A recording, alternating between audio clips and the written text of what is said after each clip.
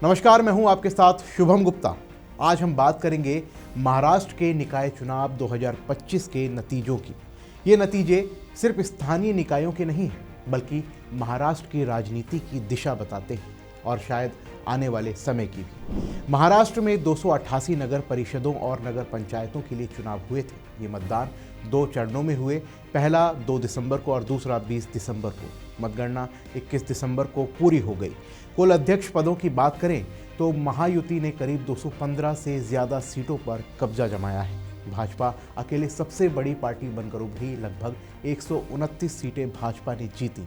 एकनाथ शिंदे की शिवसेना ने 51 से 54 के आसपास और अजीत पवार की एनबीटी ने 35 से 37 सीटें हासिल की।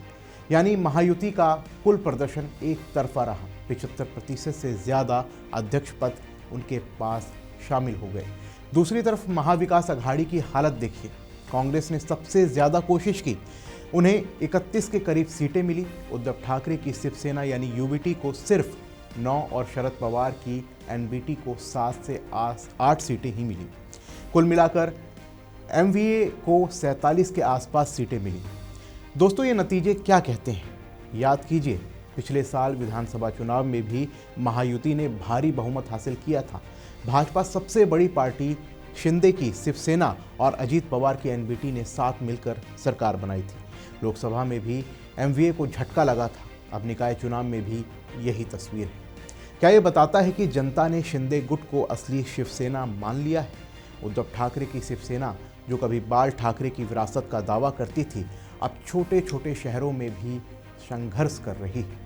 शरद पवार, जो दशकों से महाराष्ट्र की राजनीति के चाणक्य कहलाते थे, उनकी पार्टी भी सीमित सफलता तक सिमट गई है।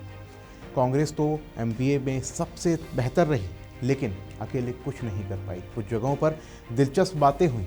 नासिक जिले में भी सभी 11 सीटें महायुति के पास रही। विदर्भ में भाजपा का दबदबा कायम रहा। कुछ जगहों पर महायुति के अंदर बगावत थी। भाजपा, शिंदे सेना और अजीत एनसीपी आपस में लड़े, लेकिन कुल मिलाकर विपक्ष को फायदा नहीं हुआ। धुले, सोलापुर, जलगांव जैसी जगहों पर भाजपा ने निर्विरोध जीत दर्ज की। मुस्लिम बहुल इलाकों में भी शिंदे सेना की जीत हुई, जैसे मालेगांव में। ये चुनाव स्थानीय मुद्दों पर लड़े गए, पानी, सड़क, विकास। लेकिन बड़ा सवाल ये है, क्या ये नतीजे सिर्फ विकास का नतीजा है या कुछ और? सत्ता की मशीनरी, सरकारी योजनाओं का असर, लाडली बहन जैसी स्कीम्स का जिक्र नेता कर रहे हैं। देवेंद्र फडणवीस खुश हैं, कह रहे हैं कि भाजपा फिर नंबर 1। एकनाथ शिंदे इसे बीएमसी चुनाव का ट्रेलर बता रहे हैं। प्रधानमंत्री मोदी ने भी बधाई दी, कहा कि जनता ने विकास को वोट दिया। लेकिन विपक्ष क्या कहेगा? एमवीए अब क्या रणनीति अपनाएगी? उद्धव ठाकरे, शरद पवार, कांग्रेस नेता, क्या वो एकजुट रह पाएंगे या और बिखराव होगा? और सबसे बड़ा सवाल, लोकतंत्र में विपक्ष की ये हालत कितनी स्वस्थ है? जब एक गठबंधन इतना मजबूत हो जाए कि विपक्ष की आवाज़ दब जाए, तो क्या ये अच्छा संकेत है? दोस्तों, ये नतीजे आने वाले मुंबई महानगर पालिका चुनाव के लिए भी एक संकेत हैं। बीएमसी पर शिवसेना का पुराना कब्जा था, लेकिन अब शिंदे गुट और भाजपा की नज़रें वहाँ हैं। दोस्तों, याद कीजिए, बाला साहब ठाकरे की शिवसेना कभी महाराष्ट्र की राजनीति की धुरी हुआ करती थी। मराठी अस्मिता, हिंदुत्व, स्थानीय मुद्दों पर जोर। लेकिन आज उनके वारिसों की हालत देखिए। उद्धव ठाकरे की पार्टी सिंगल डिजिट में सिमट गई। राज ठाकरे, जो 2006 में अलग होकर एमएनएस बनाए, मराठी मानुस का झंडा बुलंद करने निकले थे। उत्तर भारतीयों पर हमले, गुजरातियों पर निशाना, बड़े बड़े भाषण, लेकिन चुनाव में कहाँ है वो वोट? विधानसभा चुनाव 2024 में एमएनएस का सूपड़ा साफ, अब निकाय में भी जीरो। सवाल ये है, राज ठाकरे चुनाव में कहाँ खड़े हैं? उनकी पार्टी का क्या हुआ? सालों से मराठी अस्मिता की बात करते हैं, लेकिन जनता ने क्यों ठुकरा दिया?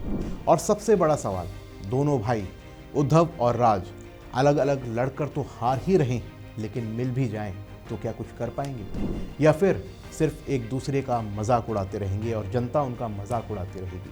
देखिए, निकाय चुनाव के बाद उद्धव की शिवसेना यानी यूबीटी और राज की एमएनएस के बीच महागठबंधन की बातें तेज हो गई हैं। संजय राउत कह रहे हैं कि 2-3 दिन में ऐलान हो जाएगा। बीएमसी चुनाव के लिए ठाकरे भाई एक साथ आ रहे हैं। मराठी मानुस बचाओ, मुंबई बचाओ का नारा फिर सुनाई देगा। लेकिन अंदर की खबर यह है कि कांग्रेस इसमें शामिल होने से कतरा रही है। राज ठाकरे की पुरानी छवि उत्तर भारतीयों के खिलाफ हिंसा, गुंडागर्दी कांग्रेस को पच नहीं रही। और जनता क्या सोच रही है? क्या दोनों मिलकर भी महायुति को टक्कर दे पाएंगे? दोस्तों याद कीजिए, पिछले विधानसभा चुनाव में एमएनएस ने कुल सीटों पर वोट काटे थे, जिससे उद्धव की शिवसेना को नुकसान हुआ था। अब दोनों साथ आकर क्या बदल पाएंगे? या ये सिर्फ सत्ता की कुर्सी के लिए एक मजबूरी का गठबंधन है? राज ठाकरे सालों से उद्धव को गद्दार कहते रहे। उद्धव ने राज को भाजपा का एजेंट बताया। अब अचानक इतना प्यार क्यों? जनता समझ रही है कि ये दोनों मिलकर भी विकास की बात नहीं कर रहे। सिर्फ क्षेत्रीयता, भाषा, जाति ही इनकी विचारधारा है, जबकि जनता पानी, सड़क, रोजगार, सरकारी योजनाएं देख रही है। लाडली बहन जैसी स्कीम्स का असर पड़ रहा है। ये नतीजे बताते हैं कि ठाकरे परिवार की पुरानी राजनीति अब नहीं चल रही। बाला साहब की विरासत बिखर चुकी है। एक तरफ सिंधे गुट सत्ता में मजबूत है, दूसरी तरफ उद्धव और राज संघर्ष में है। दोनों भाई मिलकर भी अगर पुराने नारों पर टिके रहें तो जनता फिर ठुकरा देगी और हम सब उनके इस ड्रामे का मजाक उड़ाते रहेंगे, क्योंकि लोकतंत्र में जनता ही मालिक है। क्या लगता है आपको, ठाकरे भाइयों का गठबंधन बीएमसी में कमाल करेगा या फिर वही पुरानी कहानी? क्या मराठी अस्मिता की राजनीति अब खत्म हो रही है? कमेंट्स में हमें ज़रूर बताइए। मिलते हैं अगली वीडियो में। जय हिंद। वीके न्यूज, राष्ट्र के नाम।